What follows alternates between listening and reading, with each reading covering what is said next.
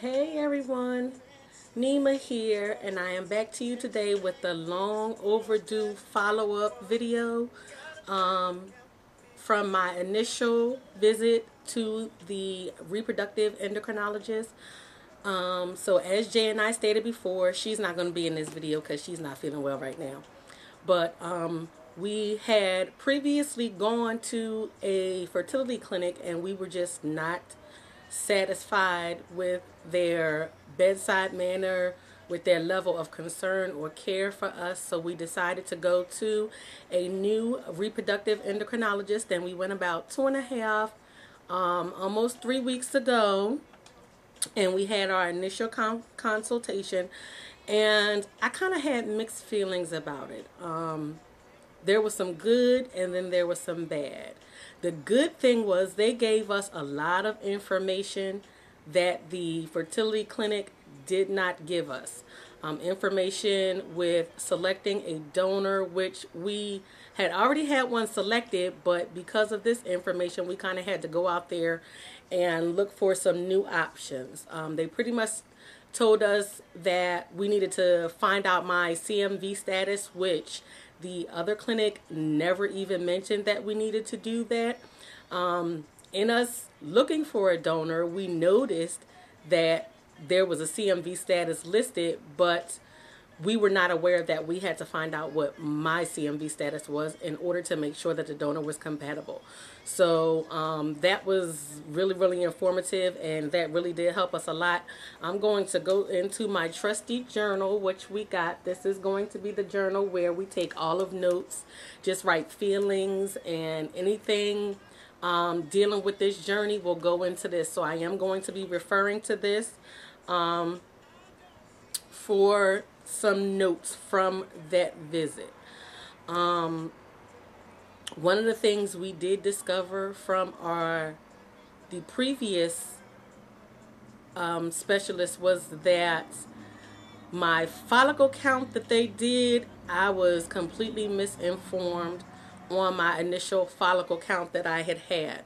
When they did the first follicle count, they counted 8 follicles.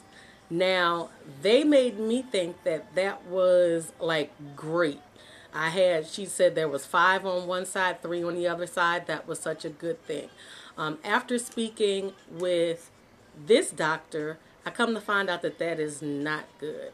I should have roughly 20 viable follicles, which I do not have. The doctor said that she hoped that they either read the test wrong and they didn't count the other side. She was hoping that that was only one side that was counted. If not, then that means that there's going to be some difficulties with this conception process. So what's going to have to happen now is I will be going tomorrow. Today is my cycle day 2, so I will be going tomorrow for another cycle day 3 analysis and another ultrasound to count my follicles. One thing she did explain to me, which they never explained to me, was my FHS levels.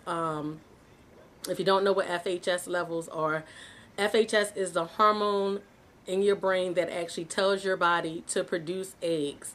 And what she said is that my FHS levels as well as my follicle count need to be at a certain level in order to even consider moving forward with the rest of the process. So those are the tests that I'll be going for on tomorrow. I was kind of down about it because I really thought that as far as eggs go, I thought I had plenty. I thought that this would not be a problem at all, but apparently it is. So that is going to be the next step in this journey. Let me see.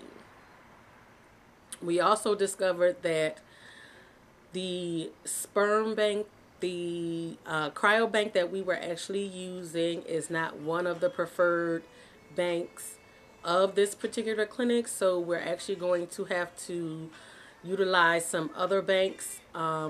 They gave us recommendations in California as well as in Seattle to use.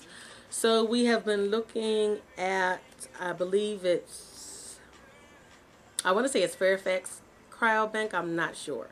I'll put the name of the cryobank that we've actually been looking at now to select donors. I think we've narrowed it down to about 4 or 5 donors. And once we are certain that this bank is one of the preferred banks that they work with, we will go ahead and make a final selection. The good part about it was at the time when we were started to look for new donors, they actually had a special going on online where you could see all of the pictures for free. So we actually got to see pictures of these donors without having to pay for it. So that was pretty good. Let's see.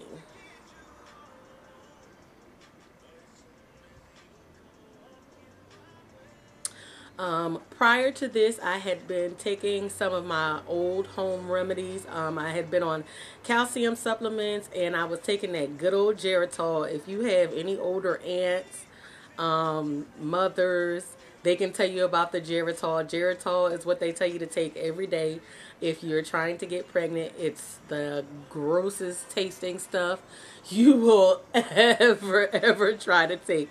But after speaking with the doctor, she recommended that once I start a prenatal vitamin that I would no longer need to take the calcium supplement or take the Geritol. So that was a good thing because I kind of really didn't like the taste of that. So yeah, once we have these testings tomorrow, and she will determine if we need to move forward with the x-ray as well as the dye test. The dye test I've actually had before. Not a pleasant experience, but it was 2 years ago, so she is suggesting that we do the dye test again. That's basically when they inject dye into your uterus to make sure that there's no punctures, no leaks, and that everything flows freely and smoothly. So, I guess that's about it for this video.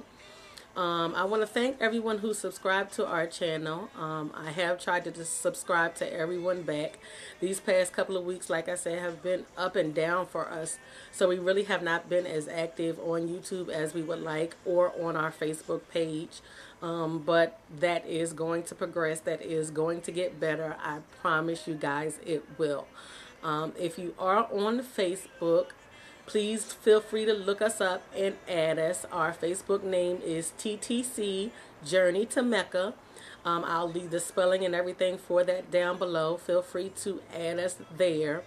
To all of you who are going through this journal, I send you lots of well wishes, lots of baby dust, and I will see you guys after the Cycle Day 3 visit. Bye.